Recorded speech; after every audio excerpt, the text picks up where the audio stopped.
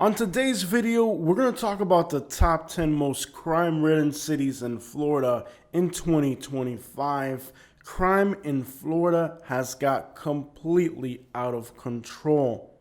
The economy is suffering greatly. Homelessness has become rampant. Gun violence has increased dramatically. Consumption has become normal. Construction sites today are abandoned in what a few years ago were some of the fastest growing cities in the United States. Fear of immigration laws have left entire neighborhoods looking like ghost towns. International tourists have stopped visiting the state, turning the resort towns into absolutely empty communities full of homelessness, crime, and addiction.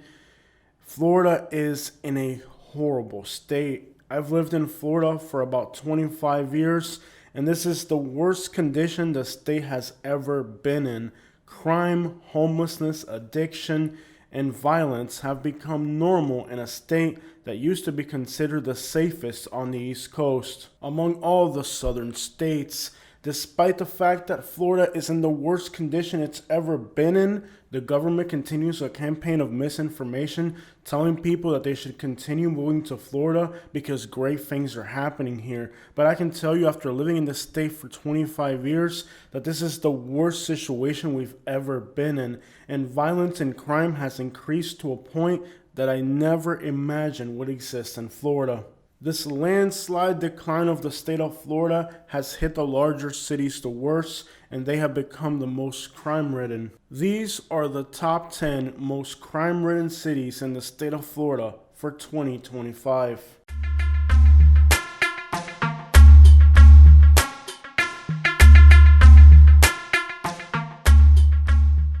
Miami's situation has deteriorated greatly as of recently. Admired for its Latin influence and flavor, Miami is a top travel destination, but life for the residents of Miami is dealing with crime on a constant basis. Scamming, organized fraud has become the most pervasive crime in this area, and it's made life for people here a living misery, from high insurance costs to real estate and developing schemes with the conjunction of corrupt politicians has even left people homeless in Miami. These unlawful and ferocious business practices of builders and developers utilizing the corruption of local officials has made life scary for the people of Miami. While the city's elderly and disabled people are practically left panhandling to make a living, the more sophisticated criminals behind tie suits with lawyers are taking everything they can in sight. These networks of criminal activity from Miami are now extending like tentacles throughout the entire state, and much of the fraud and crime and scheming that's happening throughout the entirety of the state of Florida are networks organized out of Miami. These Miami scammers have also targeted other cities. While the crimes may happen somewhere else, the networks are based out of Miami. These networks go after banks to cash fraudulent checks. They set up credit card fraud networks to steal merchandise and fuel throughout the state and the entire southeast region of the United States. The monetary sum of these scams is so massive that it even affects the local economy, driving down the cost of labor and destroying the profitability of small businesses because of the abundance of stolen merchandise that exists within the state's black market. Small legitimate businesses have to compete with individuals who are just trying to launder money on a large scale. As we all know, in Florida, particularly Miami, you have California prices with real estate, but you also have Alabama and Mississippi salaries. And part of the reason life is so difficult here is because there's just an infusion of people bringing legitimate products and services with money that came from illegitimate sources. Homelessness used to be a rare thing on the streets of Miami, but unfortunately in the last year it's become fairly common. And unlike other places where the homeless are being fueled by addiction, in Miami the homelessness is fueled by the corruption of local offices, real estate development schemes that have left many of the city's elderly residents on the streets with nowhere to live. At the core of Miami's newfound homeless problem isn't exactly addiction, but an elderly and infirm population that is destitute. Historically, Miami's Hispanic and Latin American communities have always been overwhelmingly of legality. Up until 2017, the Cuban community was protected by the wet foot, dry foot law, which instantly gave all Cubans legal status. Overwhelmingly, the Haitian community, the second largest Latin American group in Miami, was also protected by family reunification programs, which meant that the overwhelming majority of the Haitians living in Miami were of legal status. The wave of Venezuelans that first came was legal, wealthy, and prominent people that quickly started buying up real estate in suburbs like Doral, which became the hub of the Venezuelan community, wealthy legal business owners in the United States who seeked refuge from a regime. However, since then, not only has the avenue for legal entry into the United States been stripped away, leaving these groups unprotected by legal status, with the increase of racial tensions in the United States, many Hispanics of documented and undocumented background have had to flee into larger cities for safety. As racial violence tends to eliminate and eradicate the Hispanic community from rural parts of the United States, cities like Miami have had to swallow up the bulk of people fleeing discrimination, and this has led to many people not wanting to live in Miami, but having to live there. While many years ago, Miami was home to emerging Latin American communities, today, the city has become nothing more than a giant refugee camp of undocumented people. Subtly and passive-aggressively, the state legislature is also ensuring that whatever's harmful to the Hispanic community happens in Florida, and well, it's by design that Miami has become a living nightmare. We've all heard that Hank Williams song about if the South would have won, we'll take Miami back, and that's exactly what they're trying to do. The state's legislature is purposely trying to crush Miami, and the effects are visible in turning the city into an absolute apocalypse nightmare. In the process of gentrification, it has also brought a culture of lawlessness, consumption, and we know that the new GTA video game is going to be based out of South Florida, so with people trying to emulate what they play on video games in real life, we can expect situations in South Florida to continue to deteriorate, as many of the people that are moving to Miami are under the assumption that they can do whatever the crap they want here. Without a doubt, the streets of Miami have become the most crime-ridden of anywhere in Florida, and the conditions of Miami continue to deteriorate rapidly. And with high cost of living and one of the most competitive job markets of anywhere in the United States, it's understandable how people here simply can't make it.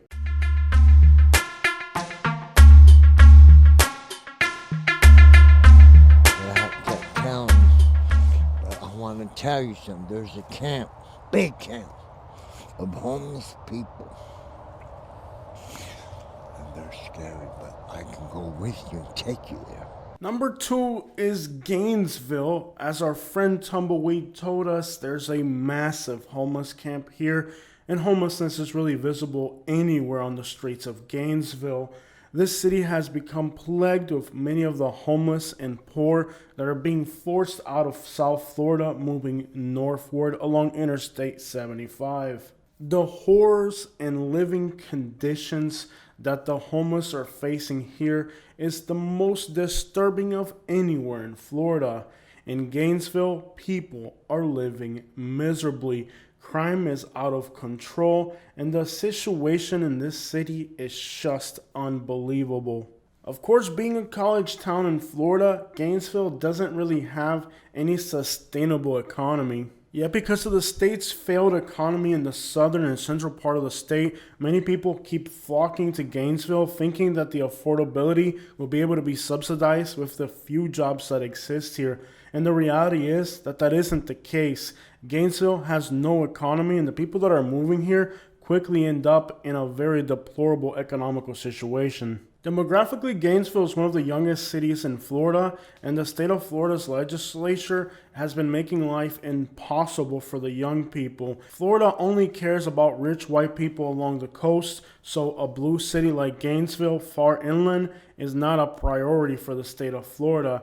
This has left the city deteriorating, lacking resources, and pretty much left to its own devices. Gainesville has kind of become the punching bag of Florida at the moment. Anytime the state does get involved with anything here, it's almost to drive home the point that this place needs to suck and it needs to be purposely a horrible place. We recently saw the detention of students here that were legally in the United States with a student visa, which caused mass protests. Being a blue city in a red state, you can imagine that the people here are furious at the things that are happening, and the city is, well, kind of propense to protests and other civil unrest. It's almost like the worse things get in Gainesville, the more the state of Florida smiles and says, I told you so. It's a place that's almost designed to fail. Conditions keep worsening here, and this is definitely a city that's become crime-ridden as of recently. With widespread homelessness also comes widespread crime.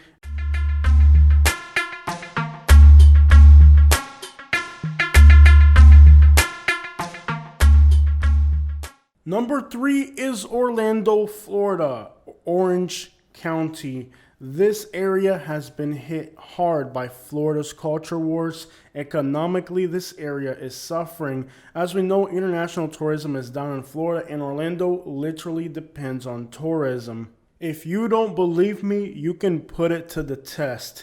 Any empty lot in Orange County, Florida, has a homeless camp in it. The motto in Florida is out of mind and out of sight. While these places are definitely out of sight, that doesn't mean they don't exist in Florida. Orange County's homeless problem is of epic proportions. It's on par with what's going on in Fresno, California. The only difference is that in Florida, they have to hide, but that doesn't mean that it doesn't exist. With tourism come hotels, and with hotel come homelessness, because as we all know, in the state of Florida, many homeless people live in what are known as burglary base camps. There's places where the homeless live in a wooded lot near a hotel where they can do car break-ins at night and then hide out in the woods nearby. Law enforcement very proactive at doing absolutely nothing about this situation. Most of Orlando is filled by tourism. That means there's a lot of hotels, and all these hotels are the perfect camouflage for criminal activities, making Orlando one of the most crime-ridden cities in Florida. And just about every single wooded lot in the outskirts of your hotel is going to have wooded places like this where the homeless stash all the crap that they steal from your hotel. But the homeless are not the only people taking advantage of the tourists in Orlando. Hidden parking fees, hidden ballet fees, and the abnormally high cost of some of these parks means that people are outright just, well, avoiding the parks and theme parks and finding other travel destinations where you don't have to spend $3,000 a day just to get your foot through the door. It isn't just international tourists who are avoiding Florida's theme parks and attractions. People here in the United States are wising up to the idea that these places are practically money grabs, where the prices are unreal, and every turn you take, you're being charged another $10 or $15, mounting up to a lot at the end of the day. Orlando also has a lot of toll roads. I mean, you're practically paying to breathe if you're in this city. And what do you know? Surprise, the state of Florida recently went on a culture war against Disney for who knows what reason, and this also devastated the city of Orlando. If you go to Orlando for a large event or on tourism, all you see is police cars, but once you venture into the actual streets of Orlando, the only thing you see on the sidewalks are women walking, and this has become a huge problem in Orlando. Recently, when we go to Orlando, we're able to find at least 20 or 30 very vulnerable women on the streets. Look outside of this motel. As soon as we pass by, you can see a woman literally run out into the road trying to catch our attention. This is a huge problem in Orlando, and it's unacceptable. I've been to Figueroa Street in Los Angeles, and I think Orlando right now has more women in this vulnerable situation than Los Angeles per capita. I guess the only difference in Los Angeles, they're professional women who do that for an occupation, and in Orlando, they're meth heads missing teeth. So I don't know what's going on with Orlando, but again, crime has just spiraled out of control in the city to where all you see are homeless people, women walk on the streets at night, and of course, people are extraordinarily violent. It's actually unenjoyable to go to Orlando at this point because, well, the crime is so prevalent that it actually feels scary at times being in the city. Towing schemes are also huge in Orlando, so you have to be very careful where you park your vehicle because it will literally get towed underneath you. Half the time when they tow your vehicle, it's literally like they're stealing it or taking your car hostage because the practices are so predatory. So to me, that's a crime because at the end of the day, like I said with Miami, it's the business practices that are practically criminal. And in Orlando, it isn't the people, but so much the businesses like the hotels, the towing companies. Everything in this city is a scam and a fraud. At the end of the day, Orlando is now one of the most crime-ridden cities in Florida.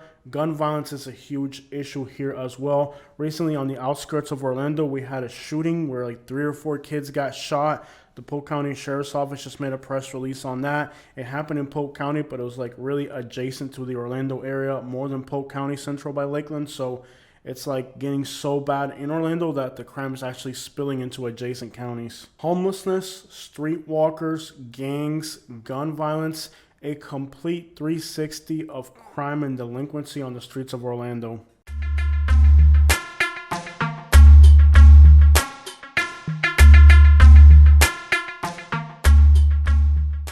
Number 4 is Immokalee, Florida. It's believed that about 90% of this town's population is undocumented, and with the current state of immigration in the United States, that has put Immokalee into complete anarchy. We were recently recording a story on immigration in Immokalee, and people were literally threatening us on the streets. Immokalee has always been the poorest place in Florida, and with all this pressure on immigration and the vast majority of the town's population being undocumented, anybody going here who's not part of the community is going to be looked at as a danger.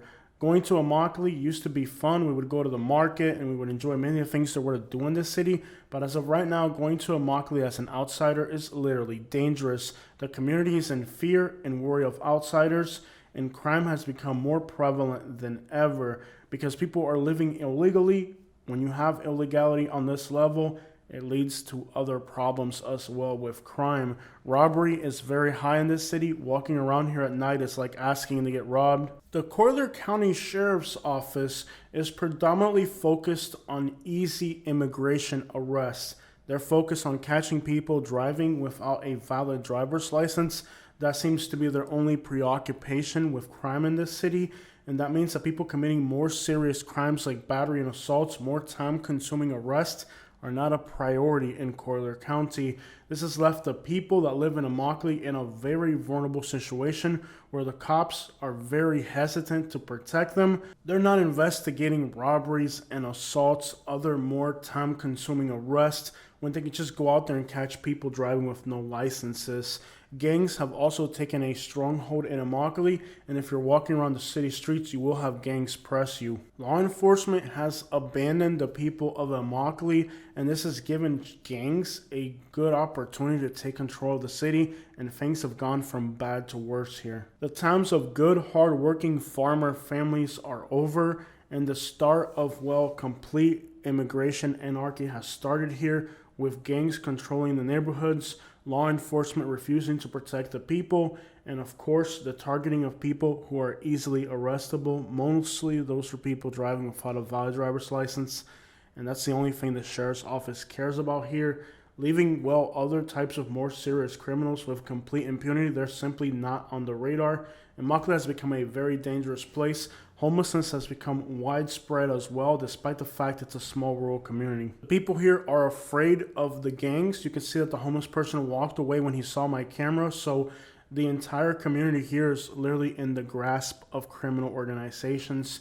This town is in a serious decline, and it's unbelievable how a city in Florida could get to this state where criminal anarchy takes over, police abandons the community, and it's really a sad state of events in Immokalee. It's almost like a purge where law enforcement left and the gangs took over. The Collier County Sheriff's Office is also infamous for refusing to accept criminal reports when they're coming from a Latin community. So if you're Hispanic and you're a victim of a crime, when you call the cops, they just sit there and stare at you.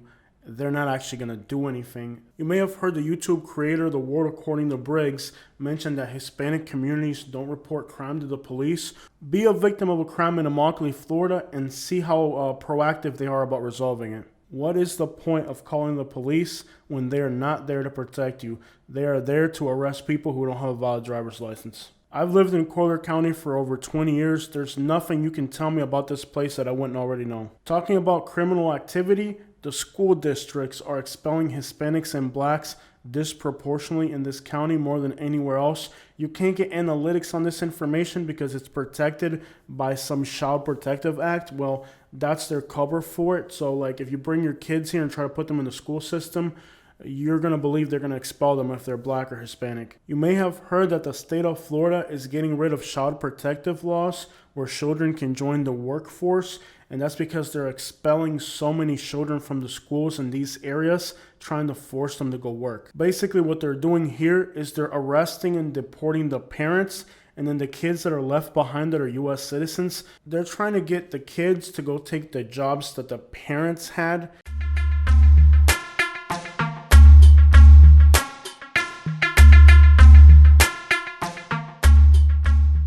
Number 5 is Jacksonville, Florida. Many years ago, Jacksonville would have easily been number 1, but crime has been increasing in other parts of the state. Overwhelmingly, the core of Jacksonville's problem is inner city gang rivalries among the African American youth. Recently, there's also been an increase in racist-related violence, like the individual who shot and killed 3 people at a dollar store because they were black. White and black racial tensions are very high in Jacksonville, and many times that leads to violent events, assaults, and sometimes, sadly, even homicides. With mass shootings taking place targeting people based on nothing more than their race, Jacksonville is definitely another very scary city in Florida. And let's be clear, while many times the victims are at random, the perpetrators can be white or black. There is enough hate on both sides of this issue where really the perpetrators are really on both sides. So it doesn't matter if you're black or white. If you're in Jacksonville, you have to be very careful of being targeted at random for racism. Now, racism has been increasing throughout the entire state of Florida, but Jacksonville, being in kind of a southern core segregationist city, has, the landscape, the layout, and the design of one of these southern cities, so here it's a huge problem. There's been a significant influx of people from South and Central Florida moving to Jacksonville. This has helped diversify the city a little bit. Predominantly the east side of the city in Arlington has seen a lot of people moving here. It's driven up the rent prices considerably, and I think that's okay because it's still making the city a more attractive place, more competitive when it comes to renting. People are starting to want to live in the outskirts of Jacksonville, but the city core itself doesn't seem to be changing. While Jacksonville is moving in the right direction, there's still a lot of bad things that need to get sorted out in the city before it can be considered a safe place to live. Recently, I did some rideshare in Jacksonville, and I talked to the residents about what their concerns were living in Jacksonville, and everybody said safety. People love the city of Jacksonville. They love the food scene here. They love the weather. They love the beaches.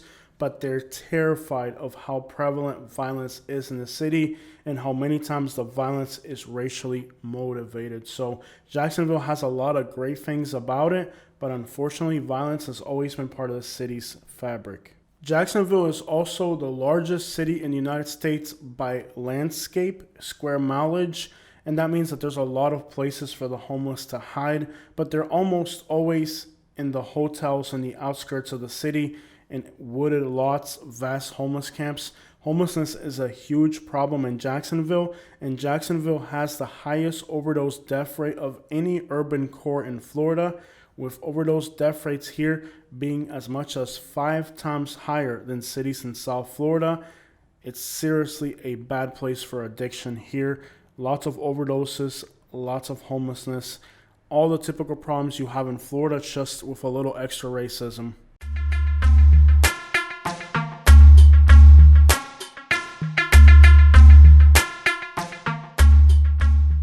Number 6 is Pensacola. Recently, Escambia County had a drug overdose death rate of 70 per 100,000, being the highest in the state of Florida. That makes it among one of the top 10 most drugged out cities in the United States. Homelessness here is prevalent, and law enforcement here likes to arrest the homeless people for trespassing, a never-ending cycle with very little help offered. Recently, we were in Pensacola after a historic snowstorm, and we noticed that there was homeless people literally sleeping on the snow.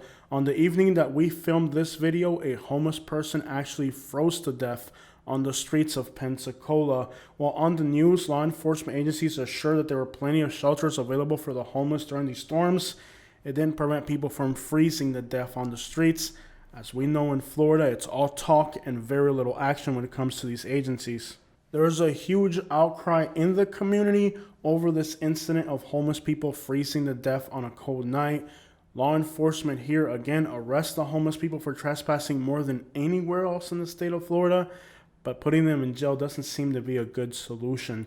Seems like the streets of Pensacola are filled with homelessness, the highest overdose death rates in the city. The city has a fairly high violent crime rate as well. If you're looking to live in a violent and crime-ridden city in Florida, consider Pensacola.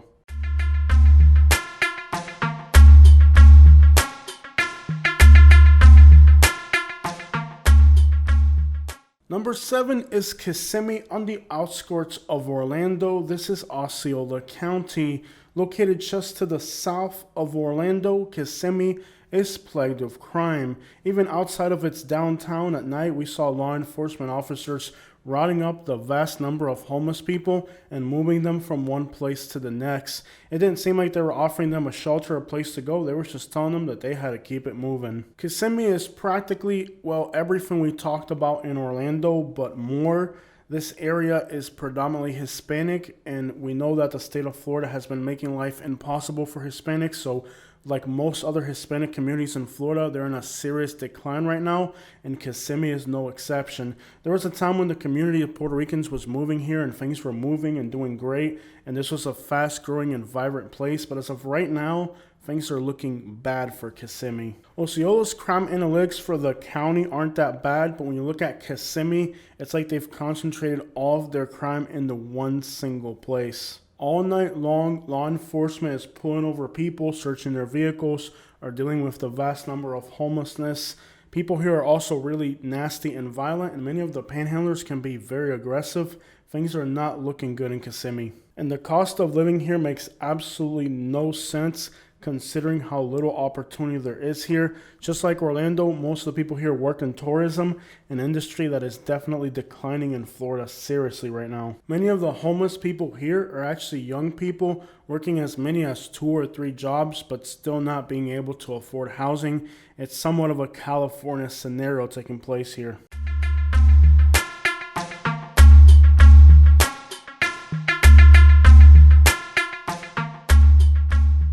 Number 8 is Bradenton, Florida. This city has a homeless and drug addiction problem that it just can't fix. The cops lock up the homeless people for trespassing back to back, but eventually they gotta let them go. They didn't kill nobody, which means they end up right back in the streets again. They've been able to clear up many of the vast improvised homeless camps that were once on every single empty lot in the city, but now the homeless people have just gotten more creative, and now they're trespassing on the properties like commercial areas where they can easily be trespassed. So while they figured out a way to arrest more homeless people easier, they haven't figured out a way to stop the crime, violence, and addiction that leads these people into this situation nonstop. Overdoses have ravaged this city, with many people telling me that they've lost as many as 15 friends to overdoses over the years. Really, the problem of Bradenton comes down to 2 things: addiction and homelessness. 2 things that go hand in hand. The city is also becoming somewhat violent. Now, they don't like to target random people here like in other cities.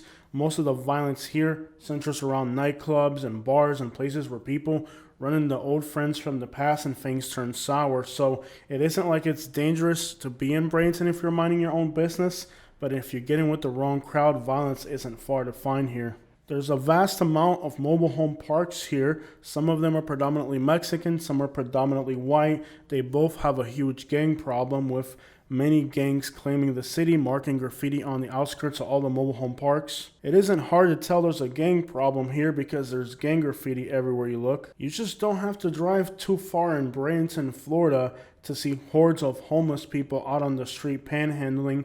The biggest problem in Bradenton is homelessness, but once it gets dark late at night, violence becomes an issue too, and you really got to be careful out there.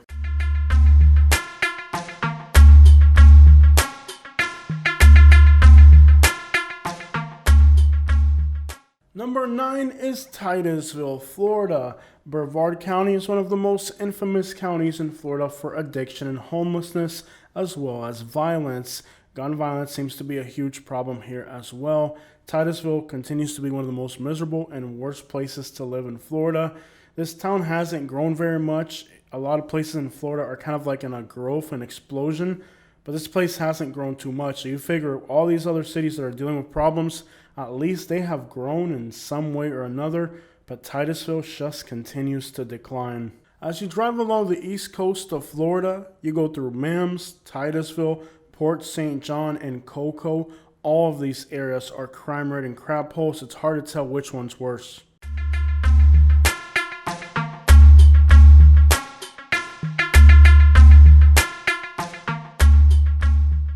In fact, tied up number 9 is Cocoa. It's hard to tell whether Titusville or Cocoa is in worse condition. Both of these towns are in a really messed up spot. Brevard County is a place where law enforcement has really failed their community in making it a better place. The area is just economically deprived, hasn't grown, and Cocoa shares many of the same problems that Titusville has. We're going to be tied at number 9. I can't tell if Cocoa or Titusville is worse. Maybe the people that live in this area could tell us what their opinion is. But to me, it's like going to the bathroom, taking a crap, and looking down and seeing two turds and trying to figure out which one looks worse.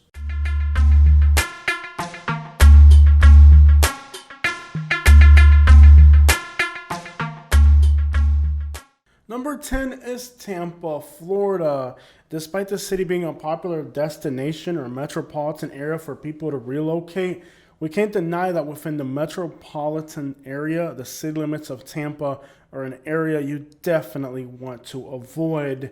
It seems like the youth here is definitely out of control. Gangs are starting to become more common. Even the outskirts, places like Riverview, are starting to see a lot of shootings.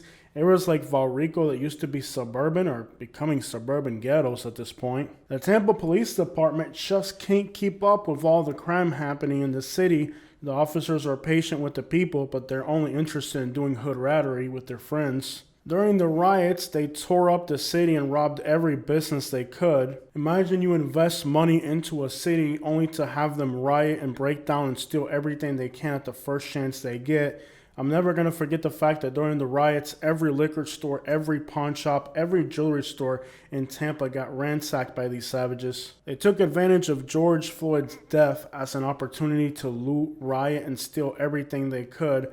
And it's a miracle the police officers here haven't just pepper spray the crap out of everybody in sight and see if they can get these people to calm down with all their crime. The African American community is dealing with youth violence, gangs. In the outskirts, the white areas are dealing with a plague of drug addiction. In the Hispanic neighborhoods, a lot of people are undocumented, dealing with, of course, the problems that come with that. A lot of scam and fraud pretty prevalent among the Hispanic community here. So despite the fact that there's 3 different racial groups in the city, all 3 of them are dealing with massive problems, whether it's crime, gangs, addiction. It seems like the police officers in Tampa don't know what to do with this city. It's definitely out of control. And while I love the city of Tampa, I love their food, I spend a lot of time here, one cannot deny the lawless nature of the city, a place where people prefer crime over law and order. While the black people are looting and stealing and accusing the cops of being racist, the white people are never far from a pipe or a needle. And the Hispanics can't resist the urge to engage in economic crimes like dumping, littering, scamming, and fraud. It seems like regardless of race, everybody in Tampa agrees on one thing, is they love breaking the law. And in all scenarios, the Tampa Police Department has no problem arresting anyone despite their race, unless a violent mob comes and tries to prevent it. Which is usually what happens in Tampa when the cops do try to arrest somebody, is they have to deal with the crowds of people saying, "Free my dog," before they lock him up. Admittedly, the Tampa Police Department would arrest more people if they weren't afraid of the violent mobs trying to prevent it. After dark, the streets of Tampa are another world. The only thing you can smell in the air is the herbal essence, and the city is a hub for human trafficking, so it's not too far-fetched to drive around Tampa and run into more than one woman on the sidewalks, or people driving high and drunk causing accidents. It's complete mayhem on the streets of Tampa. Let's not forget that homelessness is a huge problem here as well. And sure, things in Tampa are not as bad as Miami, Orlando, or Jacksonville, but if you drive around the wrong neighborhoods at night, you'll definitely see a thing or two. The cost of living here makes absolutely no sense. You can literally pay $1,800 a month to live in a one-bedroom apartment in the hood out here, so it's not like people are economically getting too far in a city this expensive with limited opportunities. Tampa's incomes are not that admirable, and well, a lot of people here have decided to do criminal activities just to make enough money to live. Economically deprived, the people in Tampa haven't got too far, and the people that have moved here have only made things more expensive and difficult for the locals. Lately, popular areas like downtown Ybor City that used to be popular and packed late at night, people are avoiding them because of gang rivalries. If they catch the jits in the wrong side of town, they're going to shoot it out. And basically, people are afraid of going to large events in Tampa because of the propensity of shootouts, mostly related to gang activity.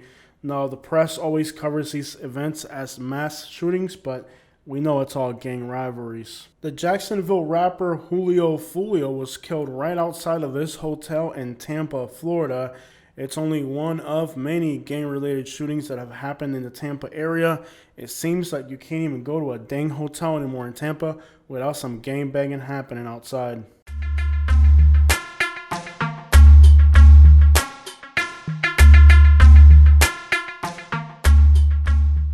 A dishonorable mention to Lauderhill and the Broward County hoods like Liberia. The thing about these hoods is that they're kind of concentrated areas in Broward County. They're not conjunctions of areas like we've got on today's video.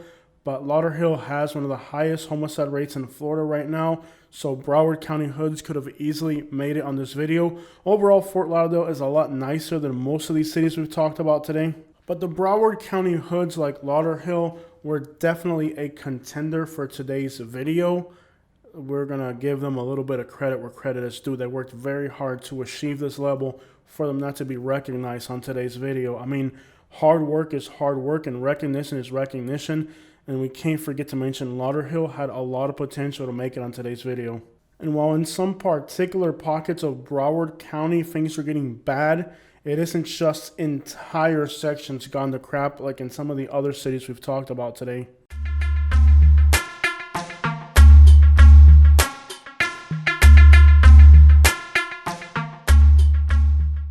And our final dishonorable mention goes to the city of Lake Worth, aka Lake Worthless. I believe they recently even changed the name of their city to try to distance themselves from the reputation that they've created for themselves.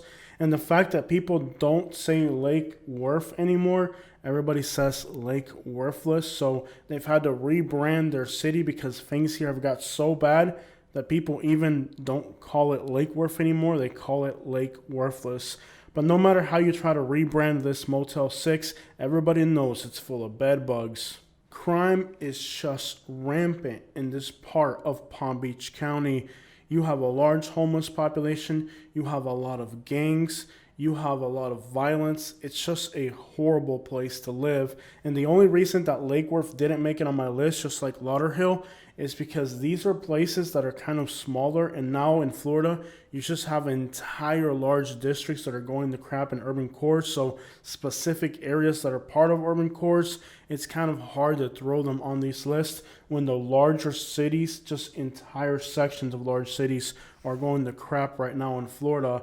In the case of Lake Worthless, they also have a huge undocumented population, which means that that's going to be a lot of trouble for them in the future as law enforcement is actively going after people who are undocumented. You can expect these communities to struggle greatly. In the case of Palm Beach County, whether it's the school districts or law enforcement, they simply don't care about certain people in their community. In a place like Lake Worthless, with their demographical composition, isn't going to get much love or attention. These are places that are pretty much left to destroy themselves, and unfortunately the situation in Lake Worthless is pretty bad.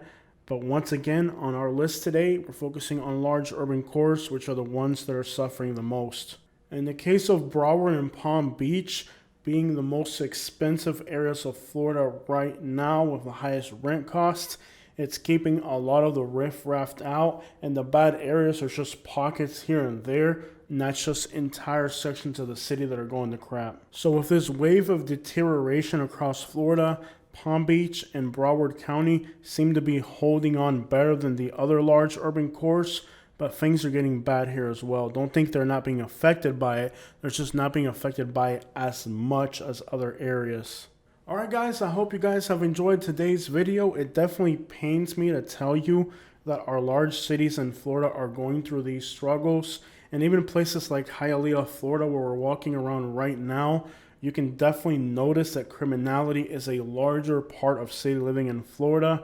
When the prices were climbing, people were moving to Florida, and this wasn't a problem. But now that the state's kind of taking a recessional recline, things here are not looking good for Florida's large cities, where crime is becoming more prevalent.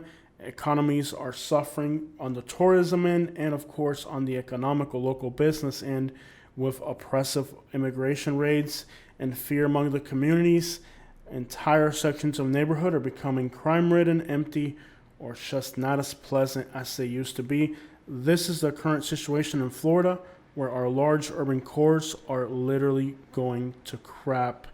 Usually, we know that when you have a certain type of administration, rural areas do well and cities do bad, and vice versa. With other administrations, cities improve. But right now, with the current administration, cities are going to take a decline, and it's happening rapidly.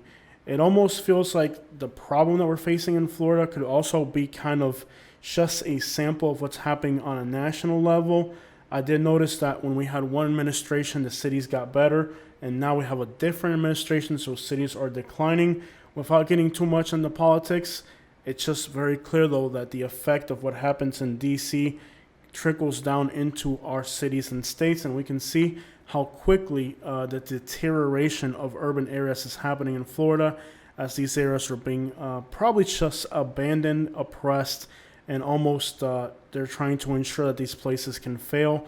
And the same can be said about, a few years ago, where the cities were thriving, but the rural communities were suffering. It's really sad to see how in the United States, administrations have the power to make places better or worse, and they're choosing to make places worse. So a few years ago, it was the middle-sized cities and the rural cities that were suffering the most. But now instantly we're seeing the cities suffer, and this is just part of life in the United States, where polarizing politics stretch their tentacles into our cities or whatever. It's sad that it's purposeful, but that's what's happening right now. A definite decline of cities, and we're starting to see that when you look at safety in Florida, at least for the next little bit, our cities are taking a massive decline. Sad to see our cities in Florida in this condition, but a few years ago, it was the smaller places. A few years ago, it was the Fort Myers, it was the Arcadias, the LaBelles. And while there's still a lot of problems in those small rural areas, it's interesting to see for 2025 how quickly the large cities have swallowed up all these positions.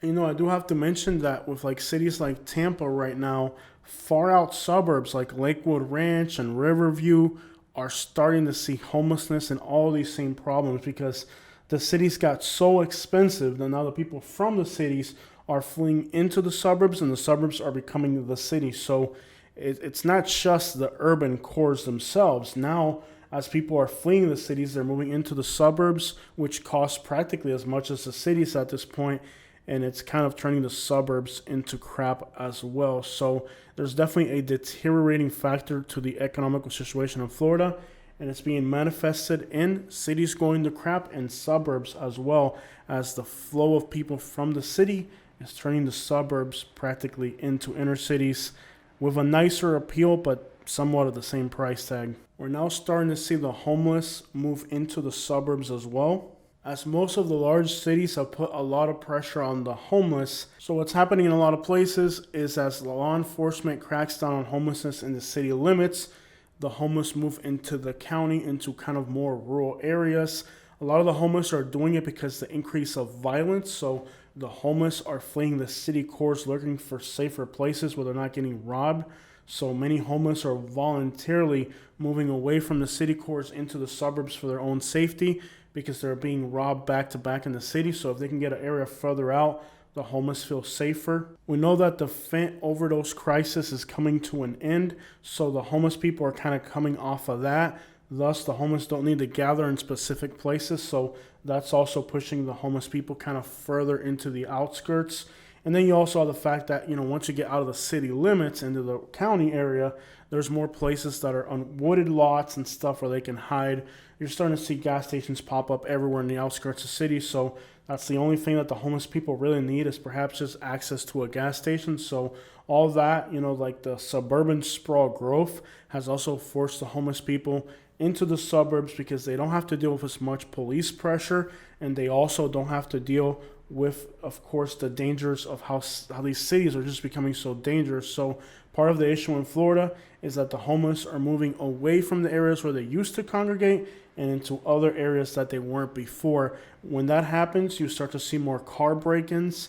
We know that suburban people are more careless when it comes to locking their vehicles, leaving property out and about. So the homeless are also able to engage in easier targeted crimes like car break-ins or burglary on a small scale. Whatever they're doing to subsidize their habits, they're able to do that better in a rural suburban setting versus in a city.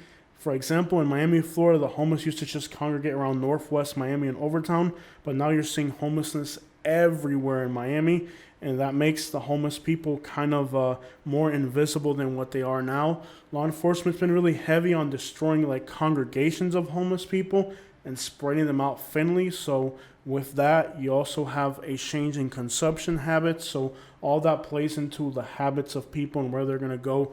Homelessness is sadly kind of one of the main hubs of crime in Florida. So wherever the homeless go, the crime will follow with them. Like for us living here in Lakewood Ranch, over the last year, we've had several attempts of people to break into our car, even causing property damage. So it's just a thing now that the homeless move deeper into the suburbs where they can hide better, where the cops aren't chasing them, and where they're not as easy to spot.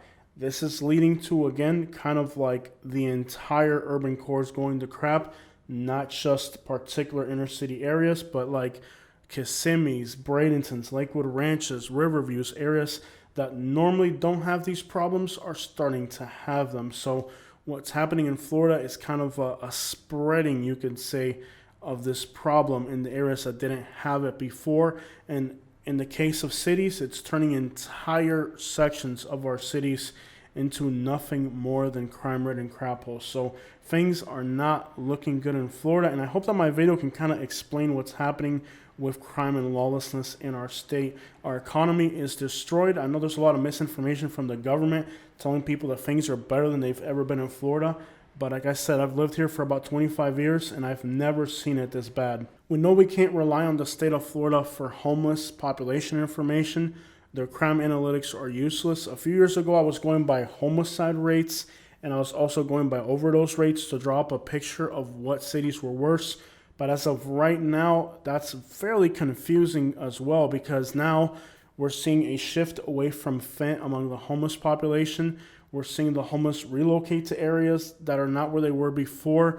We're seeing the homeless change the substances that they're using into substances that are less lethal, but nonetheless harmful. So with all these changes happening, we also seen demographical changes in Florida cities. I feel like Florida is becoming a younger state than it was before. So all these demographical changes that are happening so fast can really distort information. A good example will be St. Petersburg, Florida, which analytically is one of the oldest cities in Florida. But if you've been to St. Petersburg's downtown, you know it's actually the most liberal and young city in Florida right now as far as the downtown goes. So it's a lot of distortion of analytics and information, which makes it hard to tell which areas are actually doing worse, especially when, like Bradenton, for example, they've lowered their crime rates by just pushing the crime into adjacent areas. So now that kind of spreads those analytics into Manatee County and Bayshore Gardens and South Bradenton and other census designated places. So the crime is still there, but what they're doing is just suppressing it. If they didn't suppress it, then you would see situations like Lauderhill or Lake Worth, where in one particular area the analytics are extraordinarily high. So part of the effort with suppressing the analytics in these places and by forcing people out of certain areas and kind of spreading them thin throughout Florida is that by doing that, you don't have one area that is analytically kind of going to be among the worst in the country. So I think what's happening in Florida is that they're aware of the analytics that are the most significant, like overdoses and homicides. Those are very important analytics moving forward. Now that every police department does whatever they want, people don't trust information like they used to. It's completely unreliable. So people are looking at more just hard to manipulate forms of information like overdose death rates and homicide rates. But again, with all these trending changes in Florida, quick demographical changes, it's hard to really conclusively draw up a list based solely on analytics. When take Bradenton, for example, Bradenton has become as dangerous as Jacksonville by homicide rate, but now a lot of things are happening on the outskirts of the city, so it isn't within a census designated area. So even though it's getting bad, analytics don't really portray that as well. Take Miami, for example. Like in Miami right now, things are worse than anywhere else in the state. Are you going to be able to prove that analytically? Probably Jacksonville has a higher homicide rate. Probably Tampa has a higher overdose rate. But does that mean that Miami isn't worse in those cities right now? It isn't. So analytically, it's getting harder and harder to just base my videos on information when there's all this other supplemental information in the background that affects, distorts the reality with analytics. So with this distortion of analytics that we're seeing now, and the fact that law enforcement agencies are kind of purposely trying to suppress certain things in certain areas to keep them from going through the charts, in the case of Bradenton, for example, by pushing the homelessness over into Sarasota, or, half the year the homeless are in Sarasota, then the second half of the year they're pushing back into Bradenton. So they're able to distribute the crime analytics back and forth. But it's all a numbers game. And this numbers game is all about, again, manipulating information for the public so that people don't realize how bad things are getting in Florida. But believe me, things here are getting fairly bad. We're also starting to see a lot of deaths being misclassified.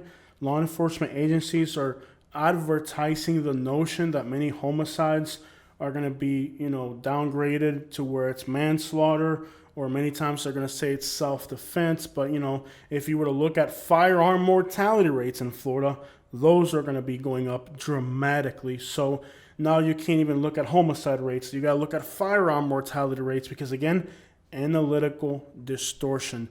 It's kind of mislabeling of information so that when you look at the numbers, things look like they're going great, but they're really not.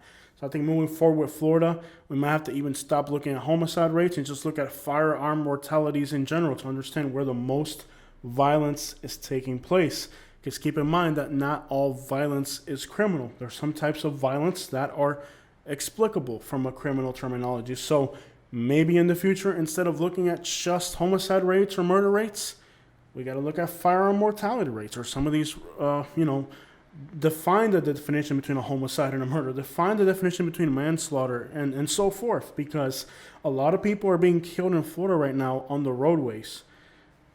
That's a death. We're going to have to start looking at just, maybe just life expectancy in general for some of these places in Florida, because it's getting more difficult than ever to accurately paint a picture of what's happening in Florida. And these things are happening rapidly changing scenes, to where if I were just to go by the same set of rules that I went in my previous videos when I made the same list, I feel like my video wouldn't accurately depict what's happening in Florida. So what I like about today's video is that while it may not be the most analytically accurate video, it should paint a pretty fair picture of what's actually happening in Florida.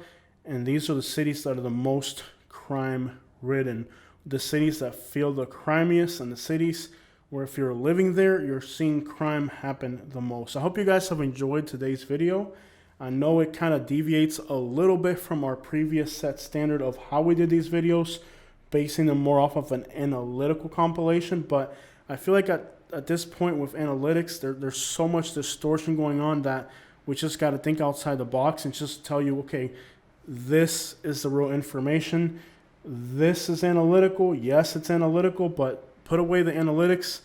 You got city limits, you got counties, you got law enforcement agencies that are distorting information. You got the homeless people being pushed from one place to the other. all that is happening in Florida. A lot of the violence in Florida is being rebranded as self-defense, So if you have a city where you've had four, like here in Lakewood Ranch, for example, we haven't had per se homicides or murders, right? But we have had homeowners who've had to kill people who are intruding into their home. That's not a homicide, but it is a violent act that's happening in our community. So if all of a sudden you have all these people breaking into houses and they're getting killed by the homeowners, yeah, that's a pretty scary thing too. Is that going to analytically resonate in homicide rates? It isn't. So I hope I've compiled a video today that is more comprehensive. And again, I'm not ignoring the analytics on today's video. At the end of the day, we're not going to know 2025 analytics until next year. And I'm sure next year we'll have a completely different picture of what's happening. Because keep in mind that analytics that we're talking about in 2025, many times you've seen in my videos how I'll make a video before the analytics come out. And then when the analytics do come out, it correlates my story. So this video that we're making in 2025, maybe in 2026 or 2027, the analytics will confirm to you what I'm saying. But right now, we're looking at analytics from last year, and we're not talking about last year. We're talking about what's happening right now in Florida. And don't be fooled by the travel brochure or by the developer who paid somebody to say things are doing great in Florida. Things in Florida are looking bad. 25 years in Florida, this is the most dangerous and violent I've ever seen this state. And I don't need analytics to prove it. I've been here long enough to know that things are really going to crap. And if you live in Florida as long as I have, you probably feel the same way. It's literally scary to go out. Legislation in Florida is choosing not safety, but aesthetics of the audience. As of now, the state of Florida is seeing gun laws that don't work, immigration policies that have an effect whether you like it or not, positive or negative. In some areas it's positive, in other areas it's going to be negative. We can't really deny that every single legislature act has positive and negative effects. In the case of immigration, there'll be some positive effects, like perhaps some industries that are saturated with low-paying workers are going to see higher-paying jobs, without a doubt. There's positive and there's negative. On the negative, you're going to see communities decline heavily if particularly people don't want to move to those areas, because just because you get rid of the illegal population, you can't deny that for the most part, it isn't the people that are illegally living there that are a problem. Most of the time, it's the U.S. citizens. Nobody knows that more than law enforcement agencies. That's why even law enforcement agencies are kind of hesitant with many of the things that are happening in Florida, because you're seeing cities where you're losing a lot of population because of immigration policy, like Fort Myers, where it's become a ghost town, but the crime rates stay about the same. If not, they get worse. In the cases of places like Fort Myers, you're seeing an improvement on crime. You're seeing less homelessness, you're seeing less crime, but then economically, you're also seeing entire districts of the city become ghost towns. So the effects are varied and wide throughout the entirety of the state of Florida. But when legislature chooses that safety isn't a priority, things are going to get worse in Florida. And as of right now, safety isn't a priority in Florida. It's clear. So you're not creating a safer community. You're creating other things. Safety isn't among them. So you're not going to see an improvement in safety when safety isn't even the goal. Right now, the concern is immigration. The concern is aesthetics. The concern is not safety. There is a concern for lowering overdose death rates, but it isn't even because they care about the people. It's because they care about the aesthetics of how it looks like we have over these overdose death rates. So now you're not going to have these high overdose death rates, but it isn't because they cared about people overdosing. It's because they didn't like the numbers, over 100,000 a year. So things in Florida are definitely, like, you're just becoming normal. Like, violence in Florida has become normal. It's just part of day-to-day life. You're driving through the city and you see violence, and well, it's just another day in Florida. And again, the preoccupation with aesthetics, the appearance of law-abidingness, but not the actual functionality of safety. So this is what's happening in Florida. Safety isn't a priority. appearing like you're doing things. Oh, we have this overdose crisis. Okay, we're going to lower the overdose death rate. Okay, so now you have a lower overdose death rate.